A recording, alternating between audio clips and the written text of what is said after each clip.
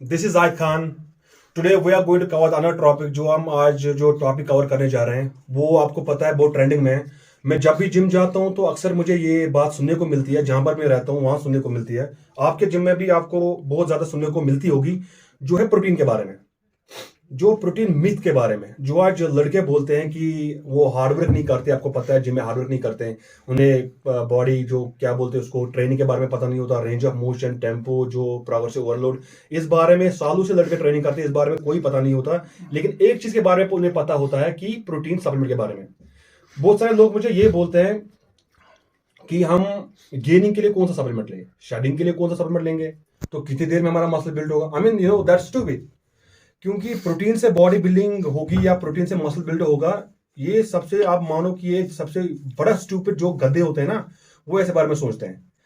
पहले तो लोग जो मिथ्स होती है, पहले तो लोग ये कहते हैं कि अगर किसी की बॉडी अच्छी होती है, इसने प्रोटीन खाया है, सप्लीमेंट इसने खाया है। भाई अगर सप्लीमेंट से बॉडी बनती होती तो हर एक घर में आर्नोल्ड श्वार्ज़नेगर नहीं होता। तो दूसरी जो मिथ है वो बोलते हैं कि प्रोटीन सप्लीमेंट से हमारी किडनी खराब हो जाएगी। मुझे एक बात बोलो, जो आपके बेबीज होते हैं घर में, 2 महीने का बेबी, 3 महीने का बेबी होता है, उससे आप क्या देते हो? लैक्टोजन देते हो, नैन देते हो, वो भी तो प्रोटीन ही है। That's also protein. दैट जो सप्लीमेंट होता है वो भी डायरेक्ट प्रोडक्ट है, वो भी डायरेक्ट प्रोडक्ट है, इसमें कोई डिफरेंस नहीं है। तो ये बोलना इससे किडनी खराब होती है, ये मिथ्स फैलाना, ये बहुत बेवकूफी की बात होती है।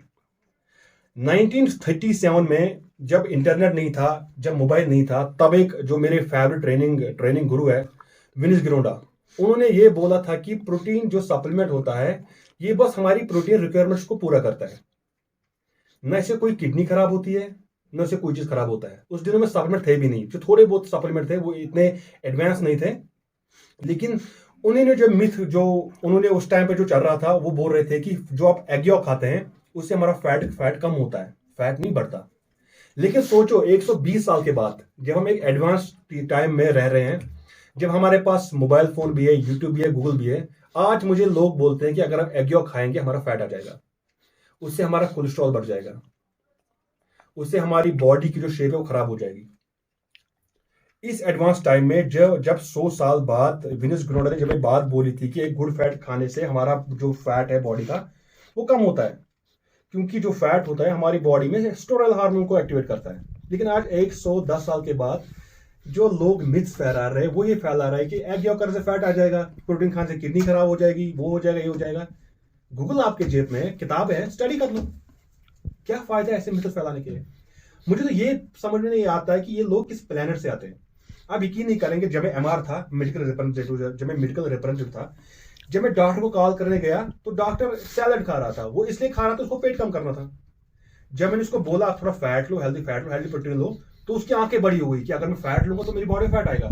You won't believe, he is a doctor, he is a surgeon. उसको भी इतनी इंफॉर्मेशन नहीं है डाइट के बारे में कि गुड फैट खाने से मेरी बॉडी में क्या बेनिफिट आएगा, और अगर मैं कार्ब लूंगा, जो मैं कार्ब लूंगा, जो फैट जो बॉडी के लिए बुरा होता है, वो कौन सा न्यूट्रिशन है। आपको तो कार्ब है, वो सिंपल कार्ब है जो कार्ब खाते हो, जिससे हमारी बॉडी में ग्लूकोज, वो इंसुलिन सीक्रेट होता है। वो मैंने पहले बॉडी में जिक्र किया है, इंसुलिन सीक्रेट होता है। इंसुलिन उस कार्ब को, ग्लूकोज को एडिपोज टिश्यूज में स्टोर करता है, जिसके लिए ट्राइग्लिसराइड फॉर्म में, जिसकी वजह से हमारे बॉडी में प्रॉब्लम होती है। हार्ट के लिए प्रॉब्लम करता है, रिदम प्रॉब्लम करता है, जो हार्ट की आर्टरीज है उनमें क्लॉट बन के रहता है। तो उस वजह से हमारी हार्ट में, उस वजह से हमारी बॉडी में प्रॉब्लम होती है, फैट स्टोर होता है। चलो ये मेरा टॉपिक नहीं है, मेरा टॉपिक प्रोटीन के बारे में। ये मैंने इसलिए बोला कि मिथ्स कितनी है दुनिया में, मतलब कि कितनी जो स्टूपिड मिथ्स है जो 100 सालों से चलती आ रही है। किसी को जिसके बारे में नॉलेज नहीं है, कोई स्टडी नहीं कर रहा है। एक इंसान ने आज 80 साल पहले कहा कि प्रोटीन से किडनी खराब होती है, फैट खाने से, एग खाने से आपका फैट आ जाएगा, तो 80 सालों से वो मिथ चलती आ रही है, और आज भी डॉक्टर जो भी बड़े बड़े लोग हैं उस पर यकीन करते हैं। तो हम वापस आते हैं अपने टॉपिक पे, जो है प्रोटीन के बारे में। सबसे पहले हम ये बात करेंगे कि प्रोटीन बनता कैसे है। प्रोटीन जो होता है वो दूध से बनता है। जो दूध होता है उसमें 80 ग्राम्स ऑफ कैसिन प्रोटीन होता है, और 20 ग्राम जो होता है वे प्रोटीन होता है। दूध को बीच में आइसोलेट किया जाता है, जो लिक्विड पार्ट है वो वे होता है, जो सॉलिड पार्ट है वो कैसिन होता है, जो स्लो डाइजेस्टेबल प्रोटीन होता है, जिसे आमतौर बॉडी बिल्डर्स हम लोग इवनिंग टाइम में खाते हैं, क्योंकि वो स्लो डाइजेस्टेबल होता है। हमारी बॉडी को रात भर न्यूट्रिशन और प्रोटीन मिलते रहते हैं, एमिनो एसिड हमारी बॉडी को रात भर प्रोवाइड होते रहते हैं। तो ये जो प्रोसेस होती है, दूध को फाड़ने की प्रोसेस होती है, ये होती है रेनिट से।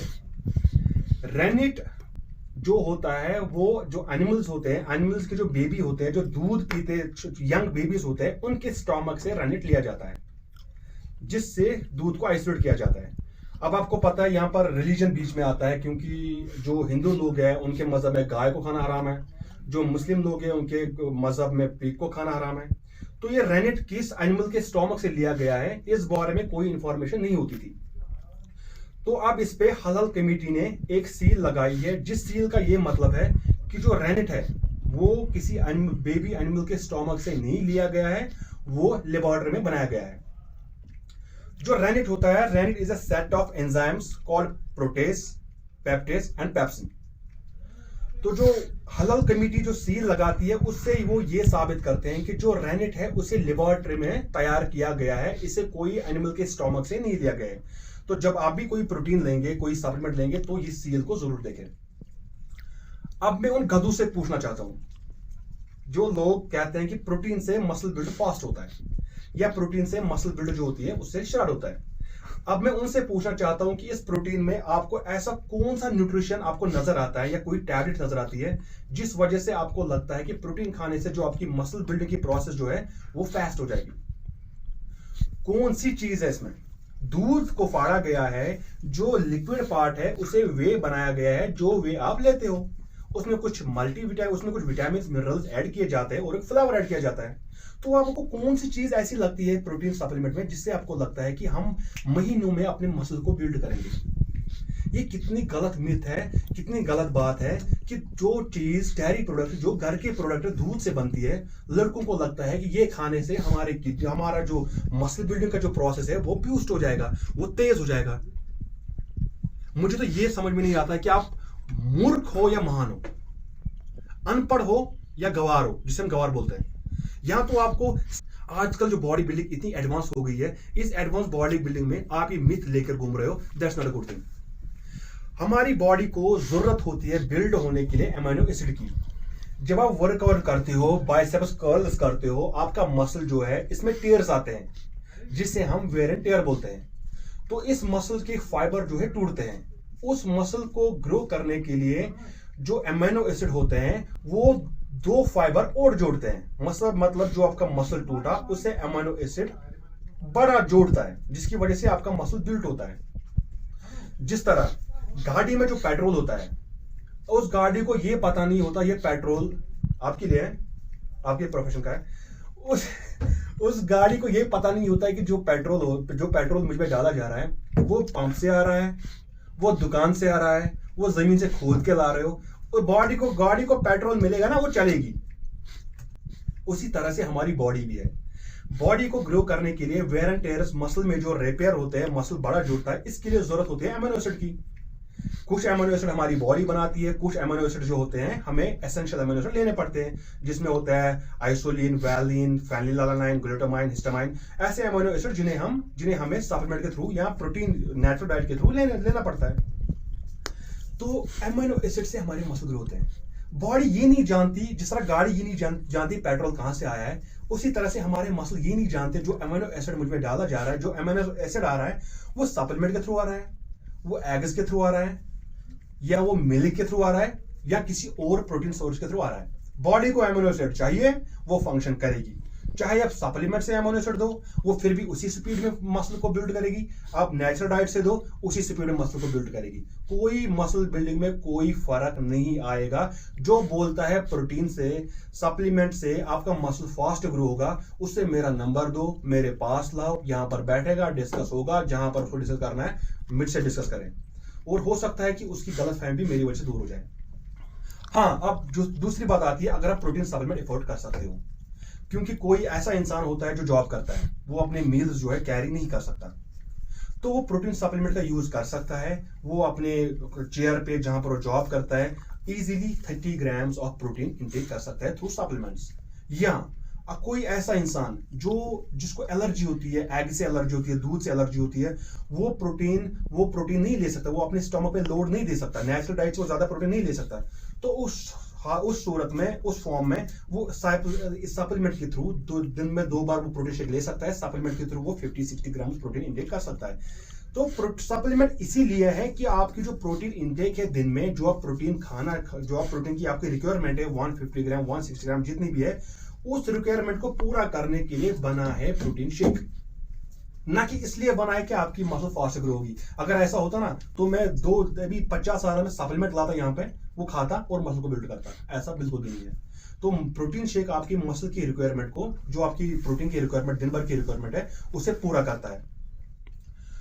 तो मैं आप प्रोटीन जो सप्लीमेंट है मेरे लिए जो है, मैं आपको एग्जांपल दूंगा, मेरे लिए पावर बैंक की तरह है। मैं बोलते पावर बैंक की तरह है। जिस तरह हम कहीं बाहर जाके एक सॉकेट का इंतजाम नहीं कर सकते मोबाइल चार्ज करने के लिए, वहां पर हम पावर बैंक निकालते हैं और अपने मोबाइल को चार्ज करते हैं, उसी तरह सप्लीमेंट भी है। हम मील्स को कैरी नहीं कर सकते हर जगह, इसलिए हम प्रोटीन शेक लेते हैं, उससे हमें प्रोटीन रिक्वायरमेंट हमारी पूरी होती है।